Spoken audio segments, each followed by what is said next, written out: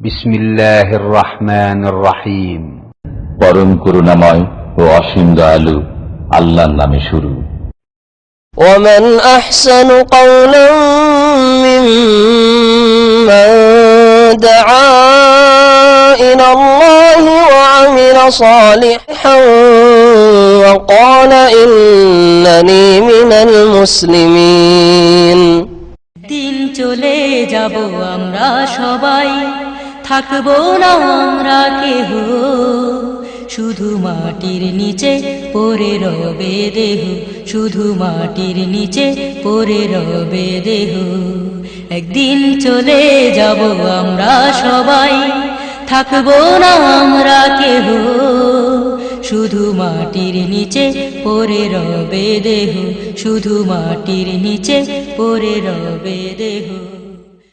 আসসালামু আলাইকুম ওয়া রাহমাতুল্লাহি ওয়া বারাকাতুহু। বিসমিল্লাহির রহমানির রহিম। আলহামদুলিল্লাহি রাব্বিল আলামিন ওয়াস সালাতু ওয়াস সালামু আলা সাইয়্যিদিল মুরসালিন নবিয়িনা মুহাম্মদ ওয়া আলা আলিহি ওয়া সাহবিহি আজমাইন। আম্মা বাদ, ফাকাদ ক্বালা আল মুআল্লিফ রাহিমাহুল্লাহু তাআলা ওয়া আন ইবনে উমর রাদিয়াল্লাহু আনহুমা ক্বাল গাযাওতু মা রাসূলিল্লাহি সাল্লাল্লাহু আলাইহি ওয়াসাল্লাম কিবালা নাজদিন فوازينا العدو فصاففناهم فقام رسول الله صلى الله عليه وسلم فصلى بنا فقامت طائفة معه وأقبلت طائفة على العدو وركع بمن معه ركعة وسجد سجدتين ثم انصرفوا مكان الطائفة التي لم تصلي فجاءوا فركع بهم ركعة وسجد سجدتين ثم سلم فقام كل واحد منهم فركع لنفسه ركعة ওয়াসাজাদা সাজদাতাইন মুত্তাফাকুন আলাইহি ওয়াল লাফযু লিল বুখারী। আল্লাহ পাক রব্বুল আলামিনের যাবতীয় প্রশংসা যে আল্লাহ পাক রব্বুল আলামিন 5 ওয়াক্ত সালাত ফরজ করেছেন যে কোনো অবস্থায় প্রত্যেক মুসলিমের ওপর। যেই ব্যক্তি পাগল নয়, যে সাবালক, তার উপর আল্লাহ পাক রব্বুল আলামিন 5 ওয়াক্ত সালাত ফরজ করেছেন। সুখে হোক, দুঃখে হোক, শোকে হোক, ভয়ের অবস্থায় হোক আর নিরাপদ অবস্থায় হোক। সালাত এবং সালাম নাজির পেনি মুহাম্মদ রাসূলুল্লাহ সাল্লাল্লাহু আলাইহি সাল্লামের পর, যিনি রণক্ষেত্রে জিহাদের ময়দানেও সালাত কাজা করেননি, জিহাদের বাহানায় অজুহাতে সালাতে নামাজে ওয়াক্ত থেকে সময় থেকে বিলম্ব করেননি, প্রত্যেকটি নামাজ নিজ নিজ ওয়াক্তে আদায় করেছেন। আমাদের বুলুগুল মারামের দর্সের বিষয়বস্তু সালাতুল খৌফ। গত সপ্তাহে সালাতুল খৌফের ভূমিকা এবং একটি হাদিস, যে হাদিসটিতে সবচেয়ে প্রসিদ্ধ যে তরিকা সালাতুল খৌফের রয়েছে যুদ্ধের ময়দানে, তা বর্ণনা করা হয়েছে। আজকে বাকি তরিকাগুলি কয়েকটি বর্ণনা করব হাদিসগুলির আলোকে, আর এর সাথে সংশ্লিষ্ট যেসব মাসায়েল রয়েছে সেগুলি যা হাদিসে আসবে এবং সেই হাদিসগুলিতে ইস্তেমবাত হতে পারে সেগুলি পেশ করার চেষ্টা করব। আব্দুল্লাহ বিন উমর রাদিয়াল্লাহু তাআলা আনহুমা থেকে বর্ণিত, তিনি বলছেন, গাযাওতু মা রাসূলিল্লাহ সাল্লাল্লাহু আলাইহি কিবালা নাজদিন। রাসূলুল্লাহ সাল্লাল্লাহু আলাইহি ওয়াসাল্লামের সাথে আমি যুদ্ধ করেছি। আল্লাহ পাকের রাস্তায় জিহাদকে গাজওয়া বলা হয়। যুদ্ধ করেছি কিবালা নাজদ, নাজদের উদ্দেশ্যে, নাজদের এলাকায়। নাজদ বলা হয় উঁচা জমিকে, আরব ভূমির উঁচা এলাকা। হেজাজের পরে, মক্কা মদিনার পরে যখন আপনি কাসিমের দিক থেকে বেরিয়ে আসবেন, 500 কিলোমিটার কাছাকাছি কাসিম শুরু হয়ে যাচ্ছে। এই এলাকা থেকে শুরু করে রিয়াজ, বর্তমান রিয়াজের এলাকা আর রিয়াজের আশেপাশের এলাকা, রিয়াজ, কাসিম থেকে রিয়াজ আসতে যতগুলি শহর রয়েছে, মাজমা হোক, জুলফি হোক আর সাকরা হোক, আরও যেসব শহরগুলি রয়েছে, এক কথায় ছোটোখাটো, এই সমস্ত এলাকা, এমনকি ইরাক পর্যন্ত, পূর্ব দিকে ইরাক পর্যন্ত, এসব এলাকা মক্কা মদিনার এলাকার তুলনায়, যাকে পুরাতন ভাষায় হেজাজ বলা, হেজাজের তুলনায় উঁচু এলাকা। আর প্রত্যেক উঁচা এলাকাকে, উঁচা জমিনকে নাজদ বলা হয়। যেমন আমাদের দেশে উঁচা এলাকাগুলিকে বরিন্দ্র বলা হয়, হ্যাঁ, আঞ্চলিক ভাষায় বরিন্দা জমি বলা হয়। যেসব এলাকায় বানবন্যা উঠে না, গোটা এলাকা সব ডুবে গেছে, হয়তো দেশ ডুবে গেছে, কিন্তু উঁচা যেগুলো বরিন্দ্র এলাকা সেগুলো উঁচা হয়ে আছে, পানি উঠে নেই। নাজদের এলাকায় যুদ্ধ করতে আমরা এসেছিলাম রাসূলুল্লাহ সাল্লাল্লাহু আলাইহি ওয়াসাল্লামের সাথে। সেটা মদিনা থেকে পূর্ব দিকে কাসিম এলাকার কোন এক এলাকায় হবে। ফাওয়াজাইনাল আদু, আর আমরা মুখোমুখি হইলাম শত্রুর। শত্রু মানে কাফের, কোরআন হাদিসের ভাষায় শত্রু হচ্ছে কাফের। দুনিয়ার জন্য, দুনিয়ার স্বার্থের জন্য কারো সাথে দ্বন্দ্ব রয়েছে, শত্রুতা রয়েছে, সে দিন ইসলামের পরিভাষায় শত্রু নয়। ফাসাফাফনাহুম, এবং তাদের সামনে আমরা সারিবদ্ধ হইলাম, কাতার লাগাইলাম মানে সারিবদ্ধ হইলাম। দুশ্মন শত্রুর মুখোমুখি। দুশ্মন শত্রু ওই সব কাফেররা যারা বিশেষ করে ইসলামকে বরদাস্ত করতে পারে না, ইসলামের প্রচার প্রসারে বাধা সৃষ্টি করে, নিজেরাও ইসলাম কবুল করতে চায় না, আর মুসলিমদের সাথে কোনো সমঝোতায় আসতে চায় না, সন্ধিতেও আসতে চায় না। এরা বিশেষ করে শত্রু। কাফেরদের মধ্যে বেশ কিছু ধরন রয়েছে, কাফেরকে কয়েক ভাগে ভাগ করা যায়। এই বিষয়টা এর আগে আমি অনেক আলোচনাইতে বলেছি যে মানুষকে আপনি 5 ভাগে ভাগ করতে পারেন। একটা হচ্ছে মুসলিম, একটা ভাগ। প্রথম ভাগ করে দেন যদি, যে মানুষ 2 ভাগে বিভক্ত, মুসলিম আর কাফের, মুমিন আর কাফের, বিশ্বাসী আর অবিশ্বাসী, মুওয়াহিদ আল্লাহর একত্ব প্রতিষ্ঠাকারী আর মুশরিক বহুত্ববাদী। আর যারা কাফের মুশরিক, যারা আল্লাহ পাকের বিধান বিশ্বাস করে না, বিধানের বাস্তবায়ন করে না, বিধানের স্বীকৃতি দেয় না, কাফের এরা কয়েক ভাগে বিভক্ত হইতে পারে। কাফের জিম্মি হইতে পারে, কাফের মুআহাদ হইতে পারে, কাফের মুস্তামান হইতে পারে, কাফের হারবি হইতে পারে। বিশেষ করে যেই কাফের হারবি তারা হচ্ছে শত্রু। আর বাকি যে 3 শ্রেণীর কাফের এদের কথা বললাম, তাদের একদল জিম্মি, যারা মুসলিম দেশে জিজিয়া দিয়ে আত্মসমর্পণ করে এবং সেখানকার আইন কানুন মেনে চলা প্রকাশ করে, তাদের নিরাপত্তা রয়েছে, তাদের ওই রকম অধিকার রয়েছে যেমন একজন নাগরিকের বা একজন দেশের বাসিন্দার অধিকার হইতে পারে। আর তারপরে একদল হচ্ছে মুআহাদ, দেশের বাইরে আছে, মুসলিম দেশের বাইরে রয়েছে, ইসলামিক স্টেটের বাইরে রয়েছে, কিন্তু তাদের সাথে চুক্তি রয়েছে, মুআহাদ, চুক্তিতে আবদ্ধ। চুক্তি যে আমরা তোমাদের ক্ষতি করবো না, তোমরা আমাদের ক্ষতি করবে না, আমরা তোমাদের বিরুদ্ধে ষড়যন্ত্র করবো না, করবে না, আমরা করবো না, তোমরাও করবে না, এই রকমের চুক্তি। মুআহাদ, চুক্তিতে আবদ্ধ। আহাদ মানে চুক্তি। আর আরেকটি দল বললাম মুস্তামান, মানে যাদেরকে নিরাপত্তা দেওয়া হয়েছে, আমন দেওয়া হয়েছে। দেশে ভিসা দিয়ে, আজকালকার যেমন মুসলিম দেশে ভিসা দিয়ে দেওয়া হয়েছে, কাজের জন্য হোক আর ভিজিটের জন্য হোক, ট্যুরের জন্য হোক, ভিসা দেওয়া হয়েছে, তাদেরকে নিরাপত্তা দেওয়া হয়েছে। কেউ যদি আশ্রয় গ্রহণ করে নিরাপত্তা চায়, তাহলে আল্লাহ পাক নিরাপত্তা দিতে বলেছেন। ওয়াইন আহাদুম মিনাল মুশরিকিন ইস্তাজারাক ফাআজিরহু হাত্তা ইয়াসমা কালামাল্লাহ সুম্মা আবলিগহু মা'মানহু। ওয়াইন আহাদুম মিনাল মুশরিকিন, যদি মুশরিকদের কেউ ইস্তাজারাক, হে নবী মুহাম্মদ সাল্লাল্লাহু আলাইহি ওয়াসাল্লাম, তোমার কাছে আশ্রয় কামনা করে, নিরাপত্তা কামনা করে, ইস্তাজারাক মানে ইস্তামানাক, তোমার কাছে নিরাপত্তা কামনা করে, ফাআজিরহু, তাকে ফাআমিনহু, তাকে নিরাপত্তা দান করে দাও, নিরাপত্তা দাও। শান্তিতে থাকতে চায়, আমাকে নিরাপত্তা দান করুন, আমার জানমালের ইজ্জত আবরুর হেফাজতের ব্যবস্থা করুন, নিরাপত্তা দেন। আপনার দেশে আমি আসতে চাই, ভিসা নিয়ে আসতে চাই, যদি আসতে চাই আর আপনার প্রয়োজন রয়েছে, অথবা আপনার অনুমতি দিলে কোনো অসুবিধা নেই, আশঙ্কা নেই, দিতে পারেন। হাজির হাত্তা ইয়াসমা কালাম আল্লাহ, তাতে হবে কি কাছাকাছি আসবে, আল্লাহ পাকের বাণী শোনার সুযোগ পাবে, কোরআনের কথা, দ্বীন ইসলামের কথা শোনার সুযোগ পাবে। সুম্মা আবলিগহু মা'মানহু, তারপরে আবার ডেকে অতিথি বানিয়ে ভিসা দিয়ে আবার তাদের ক্ষয়ক্ষতি করিও না, মেরে দিও না। সুম্মা আবলিগহু মা'মানহু, তারপরে তাকে পৌঁছে দেবে তার নিরাপদ স্থানে। সুবহানাল্লাহ। কোরআনে কারীম কত সুন্দর বিধান দিয়েছে, যে যার সাথে আপনার যে রকমের চুক্তি হয়ে গেছে তার উপর বহাল থাকবেন। হারবি, যারা যুদ্ধের ঘোষণা, হারব মানে যুদ্ধ, যারা যুদ্ধের ঘোষণা করে রেখেছে, যারা মুসলিমদের বিরুদ্ধে ষড়যন্ত্রে লিপ্ত রয়েছে, ইসলামের দাওয়াত মোটেই বরদাস্ত করতে পারে না, স্বাধীনভাবে কেউ ইসলাম আল্লাহর দ্বীন কবুল করতে চায়, তাতে বাধা সৃষ্টি করে না, দেব না। এরা বিশেষ করে শত্রু হচ্ছে হারবি, যদিও সাধারণ অর্থে সকলে শত্রু, যে কোনো আল্লাহ বিরোধী, আল্লাহর দ্বীন বিরোধী হচ্ছে শত্রু। কোরআনে কারীমের ভাষায় ইয়া আইয়ুহাল্লাযীনা আমানু লা তাত্তাখিযু আদুওয়ি ওয়া আদুওয়াকুম আওলিয়া, হে মুমিনরা, তোমরা আমার শত্রুকে আর তোমাদের শত্রুকে কখনো বন্ধুরূপে গ্রহণ করিও না। ফাসাফাফনাহুম, কিন্তু এই শত্রুরা ছিল যারা হারবি ছিল, যাদের সাথে যুদ্ধ বেঁধেছিল। ফাকামা রাসূলুল্লাহ সাল্লাল্লাহু আলাইহি ওয়াসাল্লাম দাঁড়ালেন, ফাসাল্লা বিনা, আমাদেরকে নামাজ পড়িয়ে দিলেন, নামাজ পড়ালেন। ফাকামাত তায়েফাতুম মাহু, এখন যুদ্ধ চলছে, যুদ্ধের জন্য চলছে মানে যুদ্ধের জন্য প্রস্তুত হয়ে রয়েছে কাফেররা, যে কোনো সময় আক্রমণ করে দিতে পারে। এই পরিস্থিতিতে সালাতের সময় হয়ে গেছে।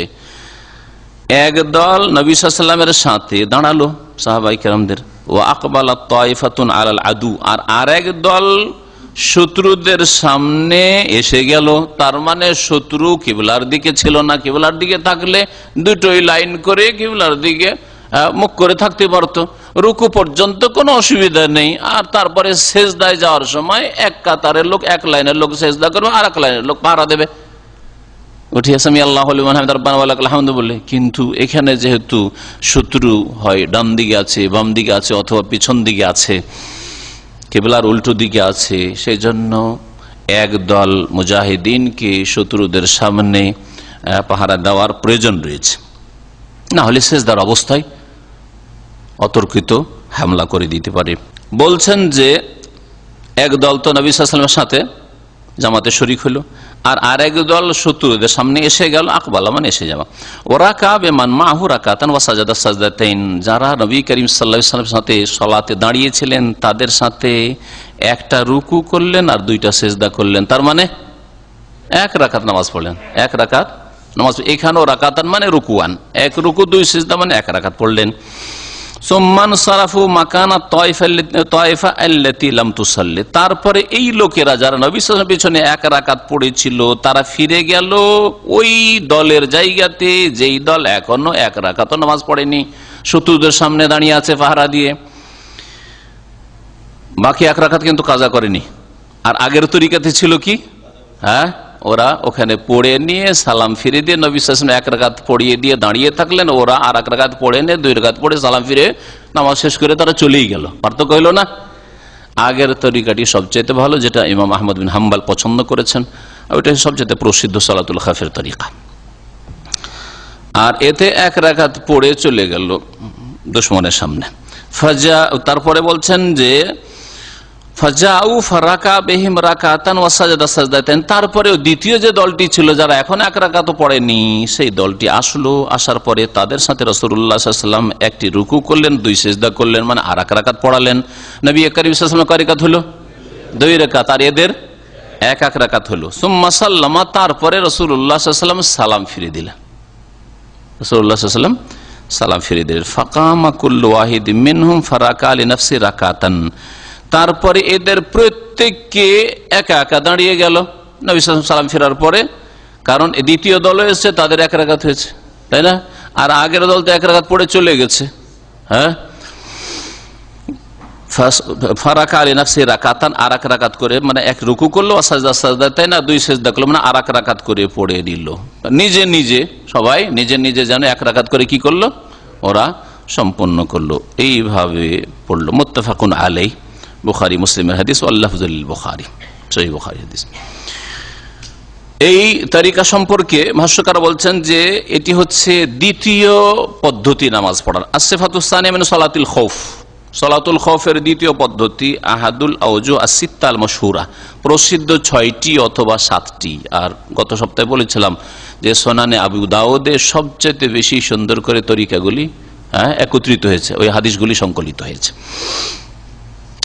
তো এটা হচ্ছে দ্বিতীয় তরিকা। ওয়া হাদিসু হাযা ফিস সাহিহাইন, আর এই হাদিস সহিহাইন বুখারী মুসলিমে রয়েছে, শব্দগুলি যদিও বাক্যগুলি বুখারীর।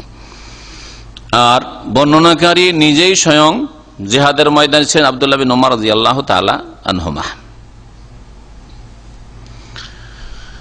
এই হাদিসের খোলাসা সারমর্ম সম্পর্কে বলছেন যে এর তরিকা হচ্ছে সিফাতু হাযিহিস সালাহ, এই সালাতের তরিকা হচ্ছে আইয়াজা আলাল ইমামুন নাসা তায়েফাতাইন, ইমাম তার সাথী সঙ্গীদেরকে, মুজাহিদিনদেরকে দুই ভাগে বিভক্ত করে দেবে। তায়েফাতুন তাহরুসু তিজাহাল আদু, এক দল দুশমনের সামনে পাহারা দেবে। ও তায়েফাতুন তুসাল্লি মাহু, আরেক দল নবী সাল্লাল্লাহু আলাইহি ওয়াসাল্লামের সাথে নামাজ পড়েছে, তার মানে আমিরের সাথে নামাজ পড়বে। ফায়ুসাল্লি বিতায়েফাতিল উলা রাকাতান ওয়া সাজদাতাইন, প্রথম দলকে একটি রুকু দুই সিজদা মানে এক রাকাত পড়িয়ে দিবে। সুম্মা তামজি, তারপরে চলে যাবে ইলা জিহাতিল আদু, দুশমনের দিকে, লিল হারাসা, পাহারা দেওয়ার জন্য। বেদুন ইতমামে সালাতে, নামাজ কিন্তু পুরা করবে না, এক রাকাত পড়েই চলে গেছে। সুম্মা তাতি তাইফাতুস সানিয়া, দ্বিতীয় দল আসবে যারা এক রাকাত এখনো পড়েনি ইমামের সাথে। ফায়ুসাল্লি বিহিমুল ইমামু রাকাতান ওয়া সাজদাতাইন, এক রাকাত ইমাম তাদেরকে নামাজ পড়ায় তাশাহুদ পড়বে। ওয়া ইউসাল্লিমু ওয়াহদাহু লিতামামি সালাত, যেহেতু ইমামের 2 রাকাত নামাজ সম্পূর্ণ হয়ে গেছে আর কসরের দূরত্বেও আছে। সাধারণত কসরের দূরত্বে জিহাদের ময়দান থাকে একমাত্র এই ওহদ আর খন্দকের যুদ্ধ ছাড়া, বাকি সবগুলি দূরের জিহাদ ছিল কসরের দূরত্বে। তো তাশাহুদ পড়বে আর একা সালাম ফিরে দেবে ইমাম। সুম্মা তাউদ হাযিহি তাইফা ইলা মাকানি হারাসাতিহা বিদুনি সালাম, দ্বিতীয় দলটিও সালাম ফিরবে না, আবার পাহারার জায়গায় চলে যাবে। আগের দলটি যেহেতু এক রাকাত পড়ে, সুম্মা তাতি তাইফাতুল উলা ইলা মাকানি আউয়াল, ওই প্রথম দলটি যে এক রাকাত পড়ে চলে তার আবার ফিরে আসবে, আসার পরে ওয়া তুসাল্লি ফি মাকানি তাকিল মাশি, আর তারা এখন নামাজ পড়া শুরু করবে এক রাকাত করে। এক রাকাত পড়েছিল, এক রাকাত যে বাকি আছে ওরা পড়বে। ফাতুতিম্মু সালাতা ওয়াহদাহা, সব একই নামাজ পড়বে। যেমন নামাজ মসবুক কাজা করে, মসবুক আমরা ওটা কাজা বলি, কাজা আসলে শরীয়তের ভাষায় অন্য জিনিস। কাজা কোনটাকে বলে? কাজা হচ্ছে নামাজের ওয়াক্ত যদি পার হয়ে যায় ওইটা হচ্ছে শরীয়তের ভাষায় কাদা। আর নামাজের টাইম আছে, আর টাইমে যদি কেউ বিলম্ব করে পড়ে, মসবুক 2 রাকাতে আমার সাথে পেলো, বাকির 2 রাকাত পেলো না, আমাদের দেশীয় ভাষা ওটা কি বলছি? 2 রাকাত আমি বাকি কাজা করলাম, এটাকে আসলে কাজা, এটা দেশি ভাষায় কাজা, আরবি ভাষায় এটা কাজা, এটাকে আদা বলা হয়। আদাই করলেন আপনি। যদি আপনি মসবুক মানে ইমামের সাথ ধরতে পারেননি, ইমাম থেকে পিছিয়ে যাওয়া লোক, ফজিলত কম পেলেন, নেকি কম পেলেন। আর যদি অবহেলা করে গাফিলতিতে আপনি এরকম মসবুক হন তো গুনাহগারও হলেন। দ্বিতীয় দলটি যে এক রাকাত পড়ে গিয়েছিল, সুম্মা তাতি তাইফাতুস সানিয়া, দ্বিতীয় দল আছে, ফাতুনিমু সালাতা ওয়াহদাহা, একা একা তারা, প্রথম দল 2 রাকাত পড়া হয়ে গেছে, এক রাকাত নবী সাল্লাল্লাহু আলাইহি ওয়াসাল্লামের সাথে বা ইমামের সাথে, যে ইমাম থাকবে তাদের সাথে, আর এক রাকাত একা একা পুরা করলো, আবার ওরা পাহারা দেওয়া শুরু করবে, এরা তখন বাকি এক রাকাত পড়বে। লিআন্নাহুম লাম ইয়াদখুলু মাআল ইমাম ফি আউয়ালিস সালাত, ইমামের সাথে শুরুতে তারা নামাজে লাগেনি, তো শেষ ইমামের দ্বিতীয় রাকাত ছিল আর ওদের প্রথম রাকাত ছিল, এক রাকাত পড়ে গেছে, বাকি আর এক রাকাত পড়ে তারা একা নামাজ পুরা করে সালাম ফিরবে। এই তরিকাতে বলছেন যে এতে হরকত, নড়া চড়া, যাওয়া আসা, এতে খুব বেশি, কাসীরা, খুব বেশি। ওয়ালাইসা ফিহা তামামুল ইক্তিদা বিল ইমাম, ইমামের সাথে পুরোপুরি ইক্তিদা, অনুসরণ হয় না। ইমাম সালাম ফিরল, এরা কিন্তু সালাম না ফিরেই চলে, এক রাকাত পড়ে সালাম না ফিরেই চলে গেল, ঠিক না? ফাসিফাতুল উল আফজাল মিনহা, সেই জন্য প্রথম তরিকা যেটি সালেহ বিন খাওয়াত প্রখ্যাত তাবি সাহাল ইবনে আবি হাতমা রাদিয়াল্লাহু তাআলা আনহু থেকে বর্ণনা করেছেন, ওইটি সবচেয়ে উত্তম।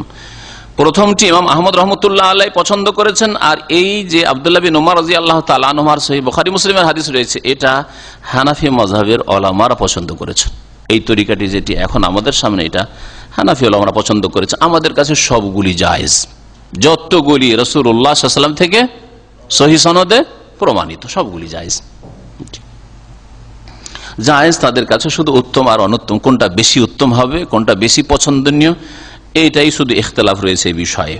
ওয়ান জাবির রাদিয়াল্লাহু আনহু قال شهدت مع رسول الله صلى الله عليه وسلم صلاة الخوف فصففنا صفين، صف خلف رسول الله صلى الله عليه وسلم والعدو بيننا وبين القبلة، فكبر النبي صلى الله عليه وسلم وكبرنا جميعا، ثم ركع وركعنا جميعا، ثم رفع راسه من الركوع ورفعنا جميعا، ثم انحدر بالسجود والصف الذي يليه، وقام الصف المؤخر في نهر العدو، فلما قضى السجود قام الصف الذي يليه فذكر الحديث. وفي رواية ثم سجد وسجد معه الصف الأول، فلما قاموا سجد الصف الثاني، ثم تأخر الصف الأول وتقدم الصف الثاني، وذكر مثله. وفي آخره ثم سلم النبي صلى الله عليه وسلم وسلمنا جميعا، رواه مسلم. ولأبي داود عن أبي عياش الزرقي مثله وزاد إنها كانت بعصفان।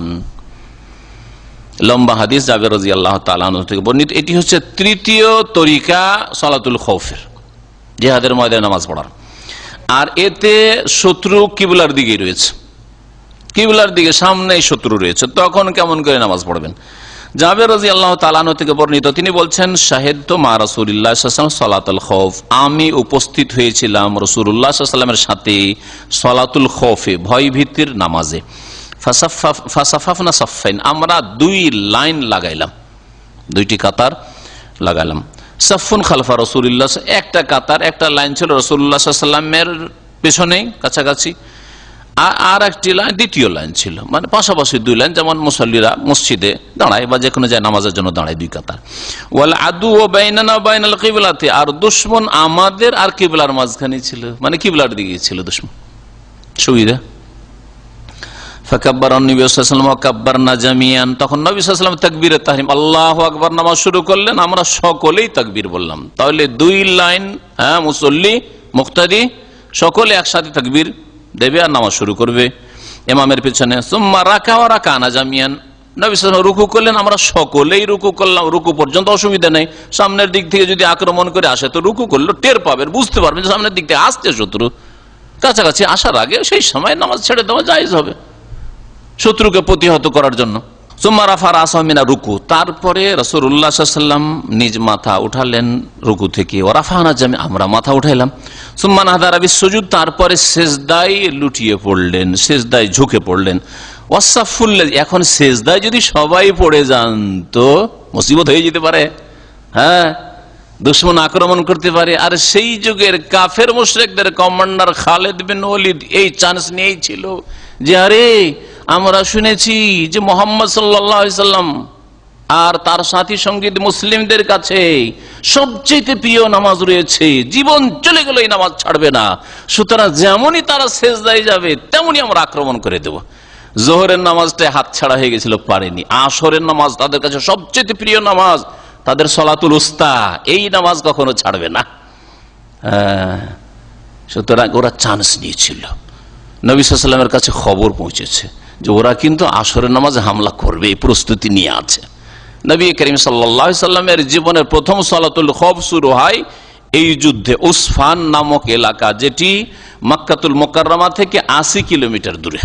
মক্কা থেকে যখন মদিনার রাস্তায় তারিকুল হিজরা বলা হয়, মদিনার যেটা হাইওয়ে, এতে আসবেন তখন 80 কিলোমিটার আসলে উসফান পড়বে। গত কয়েক মাস আগে, 2-3 মাস আগেই ছিলাম জেদ্দায়, যে প্রোগ্রাম 2 দিন আমার ছিল তাতে একটা বক্তব্য আমার উসফানে হয়েছে। এই উসফানে প্রথম সালাতুল খৌফের বিধান নাজিল হয়। বলছেন যে নবী করিম সাল্লাল্লাহু আলাইহি ওয়াসাল্লাম সিজদায় ঝুঁকে গেলেন, ওয়াসাফুল্লাযী ইয়ালি, আর ওই কাতারের লোক সিজদায় পড়লেন যেই কাতারটা নবী সাল্লাল্লাহু আলাইহি ওয়াসাল্লামের কাছাকাছি ছিল, মানে প্রথম কাতারের লোক। ওয়া কামা সাফুল মুআখার ফি নাহরিল আদু, আর পেছনের কাতারের লোকগুলি দুশমনের সামনে দাঁড়িয়ে থাকলো, পাহারা দিতে থাকবে, রুকু থেকে উঠে দাঁড়িয়ে থাকবে কিবলামুখী, সামনে দুশমন আছে। আর আমাদের দিনী ভাইরা, মুসলিম ভাইরা সামনে প্রথম কাতারে সিজদা করছে, এদের উপর যাতে করে হামলা না হয় প্রস্তুত হয়ে আছে। অস্ত্র, অস্ত্র শরীরে নিয়ে থাকবে, অস্ত্র হাতে নিয়ে থাকবে, এই অবস্থায় নামাজ পড়বে, শরীরে বর্ম থাকবে, এইভাবে নামাজ আদায় করবে। ফালাম্মা কাজা সুজুদ, যখন সেজদা সম্পূর্ণ হলো, কামা সাফুল্লাযী ইয়ালি, ওই কাতারের লোকগুলো দাঁড়িয়ে গেল যেটা নবী করিম সাল্লাল্লাহু আলাইহি সাল্লামের সাথেই ছিল, সংলগ্ন ছিল, মানে প্রথম কাতারের লোক। ফাযাকার আল হাদিস, মানে ইখতাসার আল হাদিস, হাদিসটাকে সংক্ষেপ করে দিল। তো তারপরে বলছেন আর একটা বর্ণনায় যেহেতু অতিরিক্ত কিছু কথা রয়েছে আর সেটা দিয়ে আসল বিষয়টা কমপ্লিট হবে তরিকাটা, বলছেন সুম্মা সাজাদা ওয়া সাজাদা মাহু সাফুল আউয়াল। এই হাদিসে রয়েছে নবী সাল্লাল্লাহু আলাইহি ওয়াসাল্লাম সিজদা পড়লেন আর প্রথম কাতার লোক সিজদা করলেন। ফালাম্মা কামো, যখন এরা দাঁড়িয়ে গেল, সাজাদা সাফুস সানি, দ্বিতীয় কাতারের লোক এখন সিজদায় গেল। প্রথম লাইন দাঁড়িয়ে এখন সিজদা করার পরে আর দ্বিতীয় লাইনের লোকেরা সিজদায় পড়লো। সুম্মা তাআখারা সাফুল আউয়াল, তারপরে যাতে করে ন্যায় নীতি অবলম্বন করা হয় আর প্রথম কাতারের লোকই শুধু ফজিলত নিয়ে গেল এইটা না হয়, এই জন্য প্রথম কাতারের লোকগুলি পিছন দিকে দ্বিতীয় কাতারে চলে আসলো। এক রাকাত নবী সাল্লাল্লাহু আলাইহি ওয়াসাল্লামের পাশাপাশি পড়লে দ্বিতীয় রাকাত পিছনে চলে আসো তোমরা, এরাকে এখন আগের কাতারে আসতে দাও। বলছেন সুম্মা তাআখারা সাফুল আউয়াল, প্রথম কাতারের লোকেরা পেছনে চলে আসলো। ওয়া তাকাদ্দামা সাফুস সানি, দ্বিতীয় কাতারের লোকেরা আগে বেড়ে গেল। ওয়া যাকারা মিসলাহু, এইভাবে বর্ণনা করেছেন।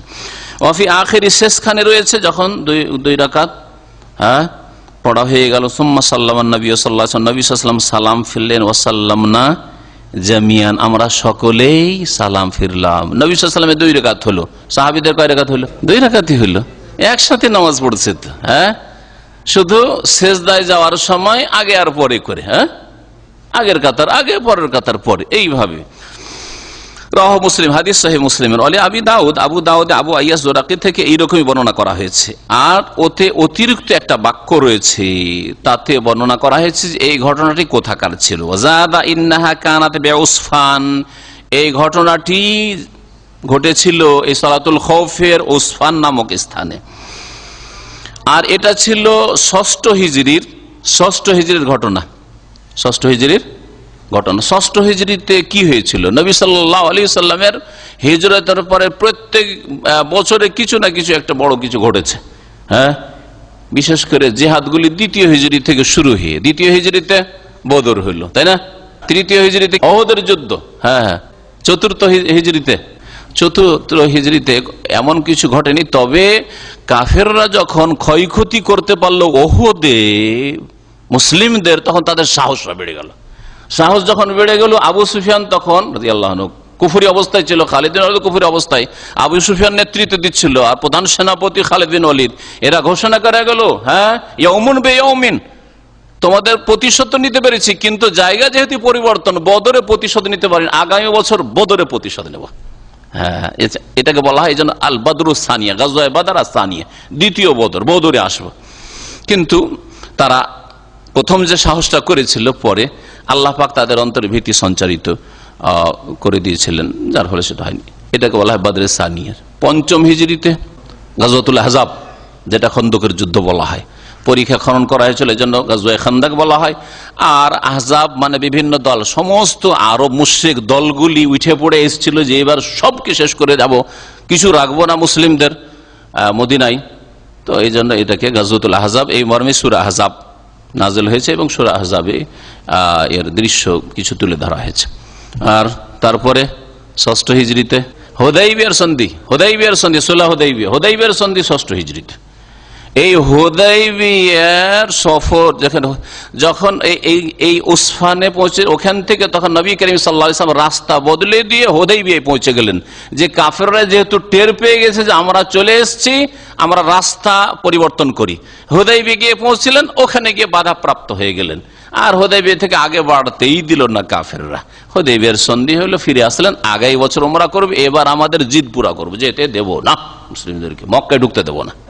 সপ্তম হিজরিতে ওমরাতুল কাজা হলো, যেহেতু চুক্তি হলো, তো ওমরাতুল কাজায় গেলেন, চুক্তির ভিত্তিতে ওমরা করতে গেলেন, একটা ঘটনা।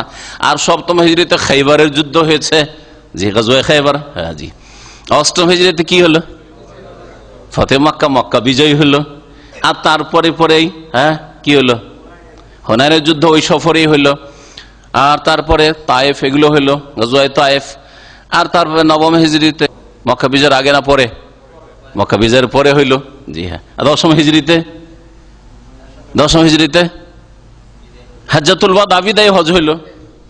দেখলেন যে এইভাবে যদি মুখস্থ না রাখতে পারেন, তো আপনি ইসলাম নবীর জীবনীর কতরে জানেন না, কমপক্ষে মোটা মোটা কথাগুলি, হ্যাঁ, হেডলাইন গুলি তো জানা থাকতে হবে। এগুলো হচ্ছে হেডলাইন। তো বলছেন যে গাজওয়াত উসফান সানাতা সিত, এই উসফানের যুদ্ধ বা যুদ্ধের পরিস্থিতি যে তৈরি, সামনে শত্রু চলে এসছে, এটা ছিল ষষ্ঠ হিজরিতে। কানান নবী সাল্লাল্লাহু আলাইহি ওয়াসাল্লাম মাহু আসহাবুহু, নবী সাল্লাল্লাহু আলাইহি ওয়াসাল্লাম এবং তার সাথে তার সাহাবায়ে মুহরে মিনাফি উমরাতুল হুদাইবিয়া, ইহরামের অবস্থায় ছিলেন, যুদ্ধ করার জন্য যাননি। আসলে যুদ্ধ করার জন্য যাননি, যুদ্ধের পরিস্থিতি তৈরি হয়ে গেছে, সামনে দুশমন চলে এসছে, এরকমটা হয়েছে।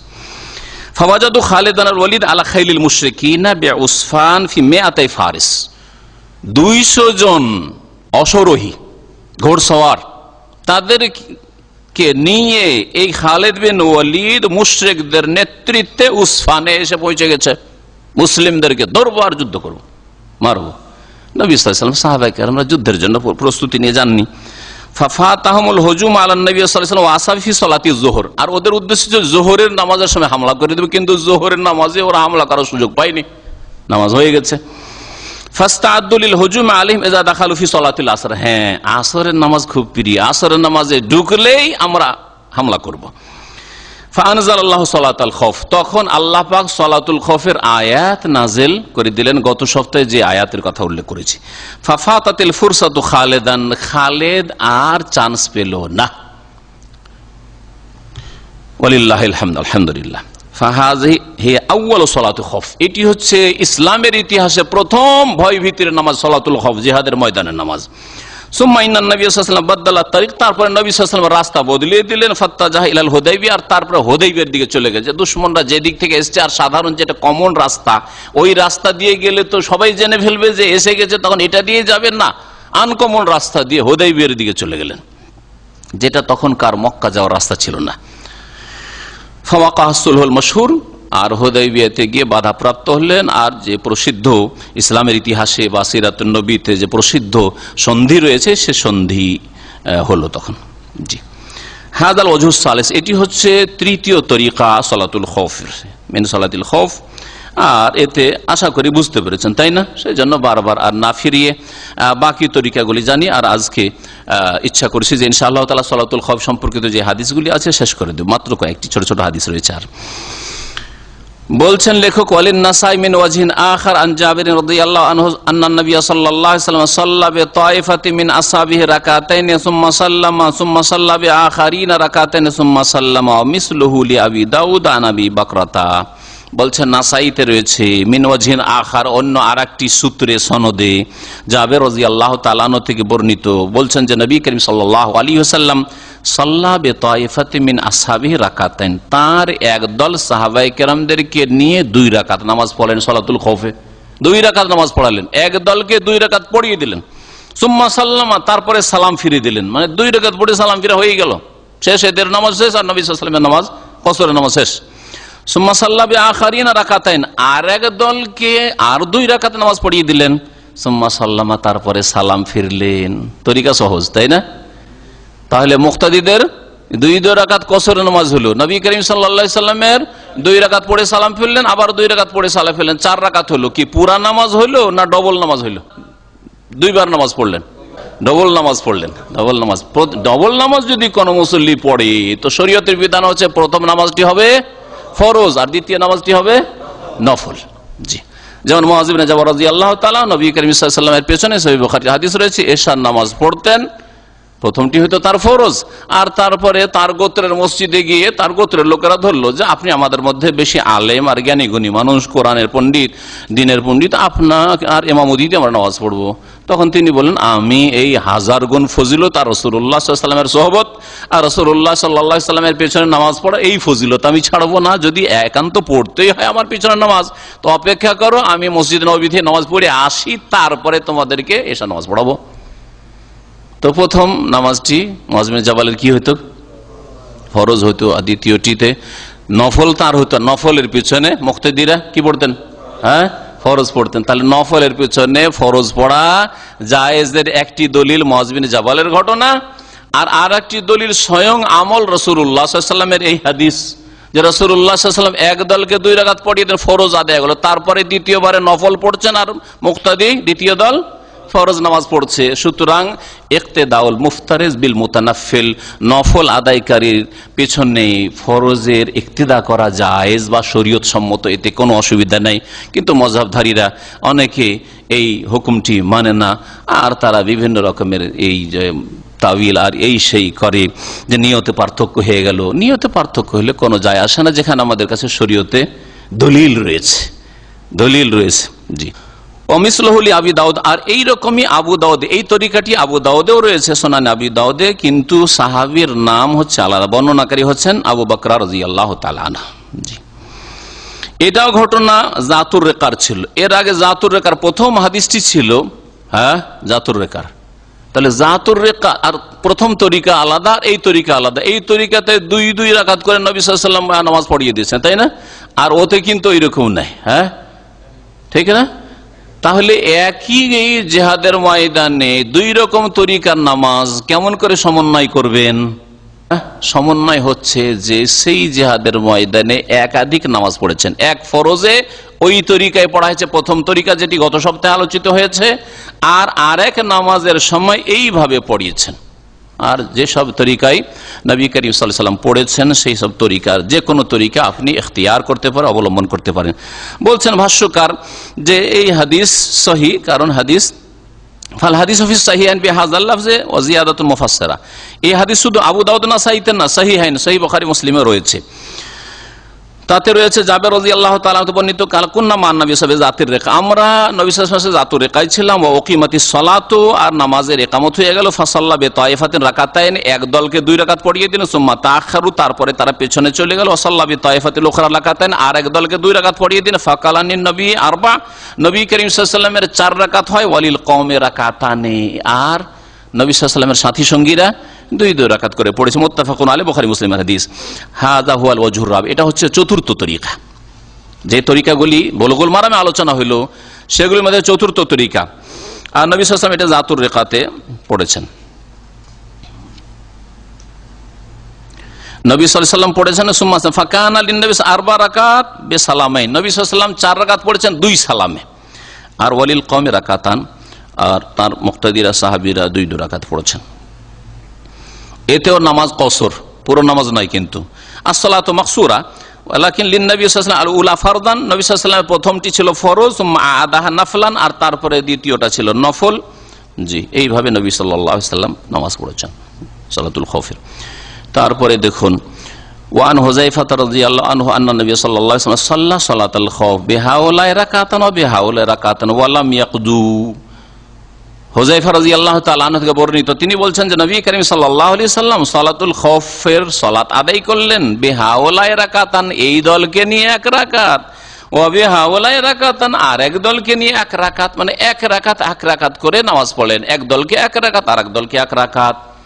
আগের তরিকাগুলিতে ছিল কি, আর বাকি আর 1 রাকাত করে তারা কি করেছেন, কাজা করেছেন। ওয়ালাম ইয়াকুদু, কিন্তু এইখানে কাজা করেননি, তারা পুরা করেননি, বাকি অংশটা পুরা করেননি। তার মানে কি হয়েছে, নবী সাল্লাল্লাহু আলাইহি ওয়াসাল্লামের 2 রাকাত হয়েছে, আর তাদের কি হয়েছে, 1 রাকাত হয়েছে। রাওয়াহু আহমদ, হাদিস মুসনাদ আহমদে রয়েছে, আবু দাউদে রয়েছে, নাসাইতে রয়েছে, ইমাম ইবনে হিব্বান সহিহ বলেছেন, আর ইবনে খুজাইমা তো রয়েছে আব্দুল্লাহ বিন আব্বাস রাদিয়াল্লাহু তাআলা আনহুমা থেকে বর্ণিত।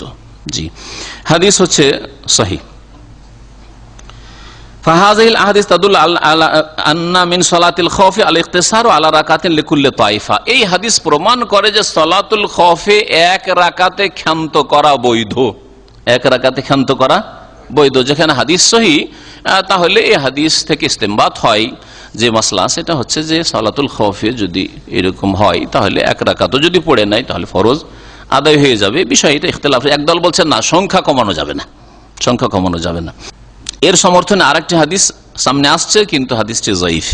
ওয়ান ইবনে উমর রাদিয়াল্লাহু আনহুমা ক্বালা রাসূলুল্লাহ সাল্লাল্লাহু আলাইহি ওয়াসাল্লাম সালাতুল খাউফি রাকাতুন আলা আইয়ি ওয়াজহিন কানা। আব্দুল্লাহ ইবনে উমর রাদিয়াল্লাহু আনহুমা থেকে বর্ণিত, তিনি বলছেন রাসূলুল্লাহ সাল্লাল্লাহু আলাইহি ওয়াসাল্লাম বলেছেন সালাতুল খাউফ, ভয় ভীতির সালাত হচ্ছে, নামাজ হচ্ছে 1 রাকাত, মানে 1 রাকাতই ফরজ। আলা আইয়ি ওয়াজহিন কানা, যে কোনো তরিকাতে হোক না কেন, যে কোনো নিয়ম পদ্ধতিতে 1 রাকাত যদি আদায় করে দেয় তাহলে ফরজ কাঁধ থেকে নেমে গেল। এই হচ্ছে হাদিসের অর্থ। রাহুল বাজ্জার, হাদিস মুসনাদে বাজ্জারে রয়েছে, বিইসনাদিন যায়ীফিন। হাফেজ ইবনে হাজার রাহমাতুল্লাহি আলাইহি বলছেন বুলুগুল মারামে যে এর সনদ হচ্ছে দুর্বল। ভাষ্যকার শেখ আল বাসসাম বলছেন আল হাদিসু যায়ীফুন, এই হাদিস দুর্বল। কালা শাফি, ইমাম শাফি বলছেন লা ইয়াসবুত, হাদিস প্রমাণিত নয়। কামা কাল আল মুআল্লিফ, যেমন লেখক হাফেজ ইবনে হাজার বলেছেন। ওয়া তাবিয়াহু শাওকানি, ইমাম শাওকানি বলেছেন যে হাদিস প্রমাণিত নয়। ওয়াকাল হাইসামি, ইমাম হাইসামি বলছেন ফিহে ইবনুল বাইলামানি, এতে একজন ইবনুল বাইলামানি রয়েছে, ওয়া হুয়া যায়ীফুন, সেই বর্ণনাকারী দুর্বল, সুতরাং হাদিস হচ্ছে দুর্বল। এই হাদিসের প্রয়োজন নেই যদি আগের হাদিস সহিহ থাকে। সালাতুল খাউফ সম্পর্কে আর কিছু মাসাইল যা উলামা উল্লেখ করেছেন, এখানে উল্লেখ করে দিই কিছু সময়। হাদিস শেষের দিকে একটি মাত্র আর হাদিস বাকি রয়েছে। বলছেন সালাতুল খাউফ কোরআন এবং হাদিস দ্বারা প্রমাণিত, আর সাহাবাই কেরামদের ইজমা দ্বারা প্রমাণিত, মানে এর দলিল কোরআনে কারীমে রয়েছে আয়াত, আর রাসূলুল্লাহ সাল্লাল্লাহু আলাইহি ওয়াসাল্লামের হাদিস রয়েছে বেশ কিছু হাদিস, আর সাহাবাই কেরামদের এর উপর ইজমা ঐক্যমত রয়েছে। ওয়াজমাল মুসলিমুন আলা জাওয়াজিহা, সমস্ত মুসলিম ওলামাদের ঐক্যমত ইজমা রয়েছে যে সালাতুল খাউফ জায়েজ, ভয় ভীতির সময়। ফাহিয়া মাশরুআতুন ইলা আবাদিদ দাহর, আর এটা কোনো একটা সীমিত পিরিয়ডের জন্য নয়, কিয়ামত পর্যন্ত এই শরীয়তের বিধান অব্যাহত থাকবে। তাজুজু সালাতুল খাউফ আলা জামিল আওজুহিস সাবিতা, আর যত তরিকা নবী সাল্লাল্লাহু আলাইহি ওয়াসাল্লাম বর্ণিত সালাতুল খাউফ সম্পর্কে যে কোনো তরিকাতে নামাজ পড়া যেতে পারে। হাজা কওল আম্মাতিস সালাফ, এটা হচ্ছে সালাফে সালেহিনদের সাধারণ কথা, সকলে তারা এইভাবে বলেছেন। ওয়াল ইমাম আহমদ ইউজাউযু জামিআল ওয়ারিদ, ইমাম আহমদ বলছেন যে যতগুলি বর্ণিত রয়েছে তরিকা সবগুলি দিয়ে জায়েজ রয়েছে। অমিসলহু ফুকাহুল হাদিস, এইরকমই ফুকাহায়ে মুহাদ্দিসিন, হাদিসের যারা পণ্ডিত এবং তারা ফুকাহা, তারাও এই মতই পোষণ করেছেন। ইমাম ইবনুল কাইয়িম রাহমাতুল্লাহ আলাইহি বলছেন সাহাত সালাতুল খৌফ আনিন নবী সাল্লাল্লাহু আলাইহি ওয়াসাল্লাম ফি আরবাতি মাওয়াজি, নবী সাল্লাল্লাহু আলাইহি ওয়াসাল্লাম থেকে সহিহ সূত্রে প্রমাণিত যে নবী সাল্লাল্লাহু আলাইহি ওয়াসাল্লাম 4টি স্থানে সালাতুল খৌফ পড়েছেন। জাতুর রেকাই পড়েছেন, বাতনে নখলে পড়েছেন, আর পড়েছেন উসমানে, আর চতুর্থ জায়গা হচ্ছে জি কারদ, যেটাকে গাজওয়াতুল গাবা বলা হয়। এই 4টি জায়গায় নবী করিম সাল্লাল্লাহু আলাইহি ওয়াসাল্লাম থেকে সালাতুল খৌফ পড়া প্রমাণিত। এর মধ্যে প্রথম সালাতুল খৌফের বিধান নাজিল হয় কোথায়? উসফানে, জি, মক্কার কাছাকাছি। আর একটি তরিকা শুনে নেন, যখন যুদ্ধ কোন রকম বন্ধ হচ্ছে না, চলতে আছে, জোহরের সময় সুযোগ পায় যুদ্ধ চলতে আছে, আসরের সময় চলে যাচ্ছে যুদ্ধ চলতে আছে, মাগরিব হয়ে যাবে মনে হচ্ছে যুদ্ধই বন্ধ হবে না, তাহলে কি করবেন? এতগুলি যে তরিকা আসলে সবগুলিতে দুশ্মন হয় পেছনে আছে, ডানে আছে, বামে আছে, না হয় কিবলার দিকে সামনে আছে, তাই না? কিন্তু এখনো যুদ্ধ শুরু হয়নি, আশঙ্কা আছে যে আক্রমণ করে দিতে পারে, কিন্তু যুদ্ধ চলছে, অস্ত্র চলছে, ওই অবস্থায় কি করবেন? এই বিষয়ে আল্লাহ মুবারক রাহমাতুল্লাহ আলাইহি বলছেন আম্মা ইযা তালাহামাল ফারিকান, দুই দল যখন একেবারে যুদ্ধে লিপ্ত, ওয়া উতরিকাতিল বানাদিক ওয়াল মাদাফি, আর যখন অস্ত্র শস্ত্র চলতে আছে, গোলা বর্ষণ হতে আছে, যত অস্ত্রের ব্যবহার হয়ে থাকে, সমস্ত অস্ত্র উপর থেকে নিচে থেকে সমস্ত রকমের অস্ত্র ব্যবহার হচ্ছে, এই সময় ফালাইসা ইযাকা সূরাতুন মাখসুসা লিসালাতিল খৌফ, তখন বিশেষ কোন পদ্ধতি সালাতুল খৌফের নেই, যার জন্য যেমন ভাবে সালাত আদায় করা সম্ভব তেমন ভাবে আদায় করবে। বাল ইউসাল্লুহা কাইফা শাউ, যেমন ভাবে পারবে তেমন ভাবে নামাজ পড়ে নেবে। জামাত করতে পারে জামাত করবে, ওহদানান, আর যদি জামাত করতে না পারে, যুদ্ধ চলছে, অস্ত্র চলছে, আর তার সাথে সাথে নামাজও আদায় করছে, যদি মাথা ইশারা করতে পারে ইশারা করবে, আর না হলে চোখের ইশারায় নামাজ পড়বে। কিয়ামান, দাঁড়িয়ে হয়, দাঁড়াইতে পারে না যে স্থির হয়ে দাঁড়াবে, চলতে আছে, সামনে বাড়ছে, পিছনে হটছে, সামনে চলছে, এই রকম মুসাতান, চলমান অবস্থায় সালাত আদায়, আও রুকবানান, অথবা সওয়ার হয়ে আছে কোনো কিছুর উপর। তখনকার যুগে ঘোড়ার উপর সওয়ার হয়ে আছে, উটের পিঠে সওয়ার হয়ে আছে, এখনকার যুগে যে কোনো কিছু, প্লেনে সওয়ার হয়ে আছে, যুদ্ধ জাহাজে অথবা শিপে আছে, না হয় আর কিছু ট্যাঙ্কে, যা কিছুতে থাক না কেন, যে কোনো অবস্থায় থাক, সালাত আদায় করতে হবে। তাহলে সালাতের কত গুরুত্ব চিন্তা করেন। কিন্তু আজকালকার মুসলিমদের কাছে ঘুমের সামনে, ফজরের মিষ্টি ঘুমের সামনে সালাতের তেমন কোনো মূল্য নেই। তারপরে কি আর ইমান ইসলাম থাকতে পারে? তারপরে কি আর মুনাফিকি মুক্ত হইতে পারে? আর তারপরে কি আযাবে ইলাহি দূর হইতে পারে? তারপরে কি মুসলিম উম্মতের বালা মুসিবত দূর হইতে পারে? আর তারপরে কাফেরদের গোলামির যে মালা পরে আছে মুসলিম উম্মাহ, এই মালা কি খুলে ফেলতে পারে? থাকতেই হবে, গোলামি করতে হবে কাফেরদের। যদি এই নামাজের হেফাজত না করে, যে নামাজের হেফাজত রাসূলুল্লাহ সাল্লাল্লাহু আলাইহি ওয়াসাল্লাম এইরকম পরিস্থিতিতে জিহাদের ময়দানে করেছেন, আর দ্বীন ইসলামের বিধান হচ্ছে যে কোনো অবস্থায় নামাজ পড়ে যতক্ষণ পর্যন্ত আপনার হুঁশ আছে, তাহলে আপনি চিন্তা করুন, এমনকি টাইম পার করা যাবে না, যে অসুবিধা নেই, যুদ্ধটা সেরে নি, আর রাত্রে গিয়ে তো যুদ্ধ বন্ধ হবে, জোহর আসর মাগরিব এশা একসাথে 4 ওয়াক্ত পড়ে নেব। আর আমাদের দেশের এক শ্রেণীর মানুষরা হাটে যায়, হাট করে আসে, জোহর গেল, আসর গেল, মাগরিব গেছে, এশা গেছে, রাত 9টা 10টায় হাঁটতে গিয়েছে, আর তাও কুরবানির গরু কিনতে গেছে, নেকি সওয়াবের কাজে গেছে, কুরবানির খাসি কিনতে গেছে। এই মৌসুমে কোরবানি কাছে আসছে, হ্যাঁ, কোরবানির গরু আর খাসি কিনতে গেছে, আর আসার পরে ভদ্রলোক জোহর আসর মাগরিব এশা এত কিসের নামাজ? ভাই আজকে গেছিলাম গরু কিনতে কুরবানি, আর নামাজ পড়ার টাইম পাইনি। লা হাওলা ওয়ালা কুওয়াতা ইল্লা বিল্লাহ। হয় জাহেল আর না হলে মুনাফিক, দুটোর একটা, মূর্খ, দিন জানে না, আর না হলে জেনে শুনে যদি এরকম করে তো অবশ্যই তার অন্তরে নেফাক রয়েছে। আমি কিছু অফিসারদেরকে চিনি দেশের, তারা 5 ওয়াক্ত নামাজ পড়ে, কিন্তু বুঝি অফিসে নামাজ পড়বো, পরিবেশ নেই নামাজ পড়ার, ইমান দুর্বল, পরিবেশ লাগে নাকি নামাজ পড়ার জন্য। যুদ্ধের ময়দানে পরিবেশ আছে, রাসূলুল্লাহ সাল্লাল্লাহু আলাইহি ওয়াসাল্লামের সাহাবায়ে কেরামদের, এদের অফিসে যেহেতু হিন্দুদের পাশে আসে অথবা খ্রিস্টানদের, ইহুদিদের পাশে একসাথে অফিস করছে, সেজন্য ওখানে পরিবেশ নেই নামাজ পড়ার। আউযুবিল্লাহ, পরিবেশ নেই। আর স্টেশন, রেল স্টেশন আবার পরিবেশ আছে নামাজ পড়ার, এইরকম ধারণা। আর বাস স্ট্যান্ডে কেমন করে নামাজ পড়বো, আর এয়ারপোর্টে কেমন করে নামাজ পড়বো, প্লেনে কেমন করে নামাজ পড়বো, এইরকম যদি চিন্তাধারা থাকে তো নামাজ আবার কিসের? নামাজে যেমন পরিস্থিতি লাগে, জেহাদের ময়দানে নামাজ পড়ছেন আর আপনার এই পরিস্থিতি হয় না, এই সব জায়গায় নামাজ পড়তে পারেন না অফিসে? আমি সেই অফিসারদের অনেককে দেখেছি রাতে অনেক লম্বা নামাজ পড়ছে। আমাদের এশার নামাজ পড়া হয়ে গেছে, ছাত্র জীবনে দেখতাম এরকম কিছু অফিসারদেরকে। জোহর পড়লো, আসর, মাগরিব, এশা, এত লম্বা নামাজ। আমি কি রে, এখনই তাহাজ্জুদ পড়ছে রাত 10টায় নাকি? রাত 10টাতে 9টায় তাহাজ্জুদ পড়ছে নাকি? আর মসজিদ আবার তাহাজ্জুদ। তো জিজ্ঞেস করলাম কি ব্যাপার, নামাজ কিসের এত লম্বা নামাজ পড়ছেন? বলছে আমি অফিস করি আর অফিসে জোহরও পড়তে পারি না, আসরও পড়তে পারি না, মাগরিব, এশা সব একটানা একসাথে, 4 ওয়াক্ত একসাথে। নামাজ কবুল হবে নাকি? কখন নামাজ কবুল হবে? ভারত খুব বড় দেশ, ট্রেনে সফর করে কলকাতা থেকে, বা যদি আসাম থেকে বিশেষ করে শুরু করে বোম্বাই সফর করে তো 60 ঘন্টার সফর, 60 ঘন্টা।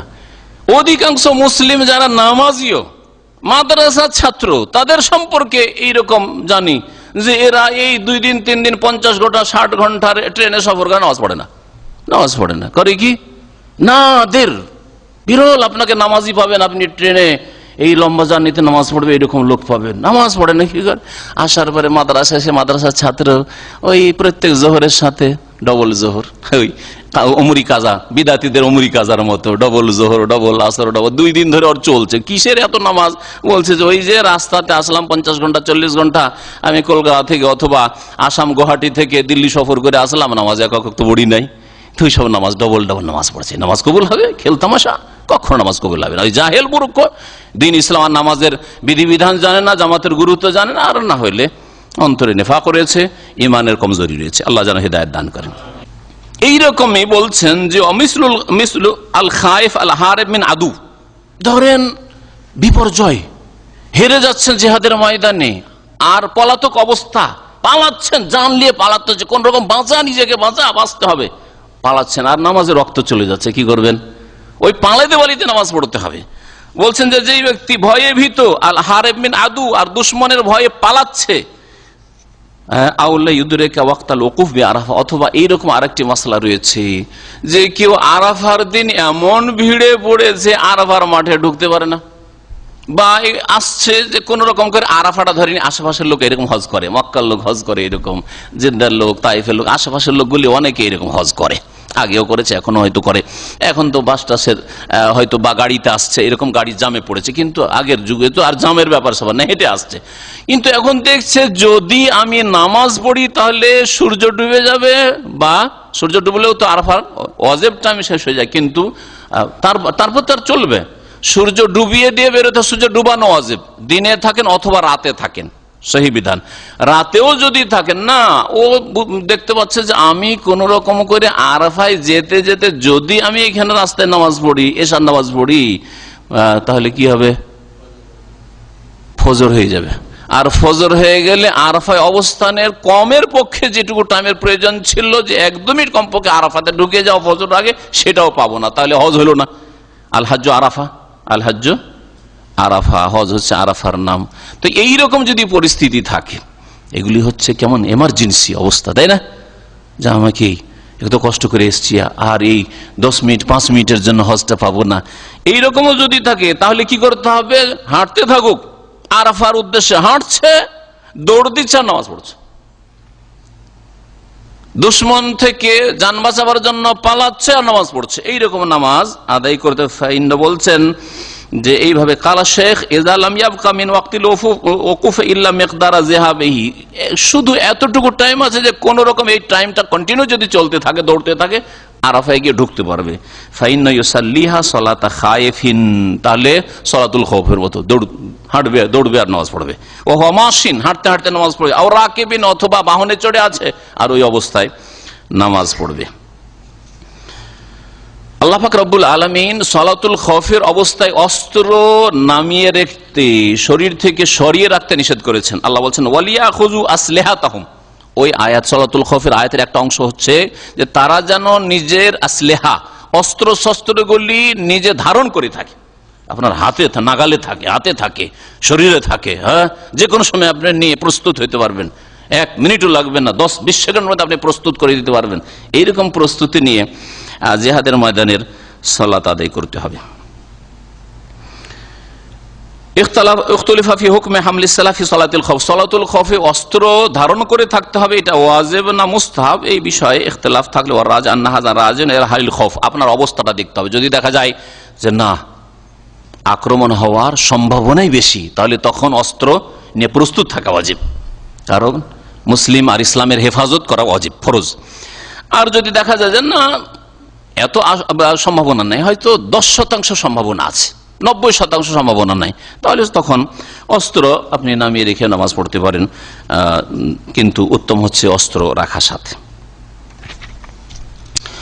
শেষ হাদিস সালাতুল খৌফের।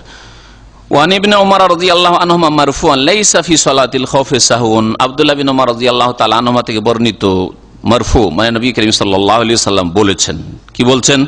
লাইসা ফি সালাতিল খৌফি সাহউন, সালাতুল খৌফে সহ সিজদা নেই, সালাতুল খৌফে সহ সিজদা নেই। ভ্রম হইলে, ভুল হইলে, ওয়াজিব ছুটে গেলে সালাতুল সহ সিজদা কিসে লাগে? হ্যাঁ, মাদ্রাসা পড়েছে আমাদের এই ভাইকে জিজ্ঞেস করছি, বলতে পারবেন? ওয়াজিব ছুটে গেলে, আর ব্যাস। হ্যাঁ হ্যাঁ, 3টি ক্ষেত্রে লাগে, 3টি ক্ষেত্রে সহ সিজদা লাগে। বলেন, কে বলতে পারেন? বেশি হলে, কম হলে, মানে ওয়াজিব কম হয়ে গেল, ওয়াজিব ছুটে গেল, এইটা হচ্ছে ওয়াজিব ছুটে। আর সন্দেহ হইলে, শাক, এজা শাক্কা আহাদুকুম ফি সালাতিহি, যদি সন্দেহ হয় 3 পড়লাম না 4 পড়লাম, এইরকম যদি সন্দেহ হয়, তাশাহুদটা পড়লাম কি পড়লাম না সন্দেহ হচ্ছে। সালাতুল খৌফে সহ সিজদা নেই। আখরাজাহু দারকুতনি, হাদিসটি ইমাম দারকুতনি সংকলন করেছেন বিইসনাদিন যায়িফিন, কিন্তু সনদ হচ্ছে যায়িফ, দুর্বল, হাদিস হচ্ছে যায়িফ। ইমাম দারকুতনির সাথে সাথে ইবনে হিব্বানও যায়িফ বলেছেন। এই হাদিস যখন যায়িফ, সুতরাং এখান থেকে মাসলা ইস্তেমবাতের কোনো প্রয়োজন নেই। তাহলে এটা দলিল হইতে পারে না যে সালাতুল খৌফে সহ সিজদা নেই, না সহ সিজদা নেই আমরা ধরবো না, কারণ হাদিস যায়িফ। কিছু কিছু ওলামারা বলছেন যে যেহেতু সহ সিজদার চাইতে গুরুত্বপূর্ণ বিষয়গুলি সালাতুল খৌফে মাফ আছে, ডিসকাউন্ট আছে। হ্যাঁ, 2 রাকাত কমপক্ষে কসরে, সেখানে 1 রাকাতের বৈধতার যখন সহিহ হাদিস রয়েছে, তারপরে রুকনের ক্ষেত্রেও ছাড় রয়েছে, অনেক রুকন ছুটে যাচ্ছে, তারপরেও হ্যাঁ, রুকন হচ্ছে দাঁড়ানো, দাঁড়াতে পারছেন না, হ্যাঁ, এইরকম বিভিন্ন রুকন ছুটে যাচ্ছে, ইতমিনান ইত্যাদি, তারপরে আরো যে সব জিনিস রয়েছে অনেক কিছু ছুটে যাচ্ছে। সুতরাং সহ সিজদা যদি ছেড়েও দেয়, সহ হয়েছে, হয়তো ভুল হয়েছে আর বা সন্দেহ হয়েছে, কিন্তু সহ সিজদা যদি না করে তবে কোনো অসুবিধা নাই। কিন্তু যদি সহ সিজদা করায় কোনো অসুবিধা না থাকে, দুশ্মনের আশঙ্কা হামলার না থাকে, তাহলে সহ সিজদা। সাধারণ নামাজে যেমন সহ সিজদা রয়েছে, তেমনি সালাতুল খৌফে সহ সিজদা রয়েছে।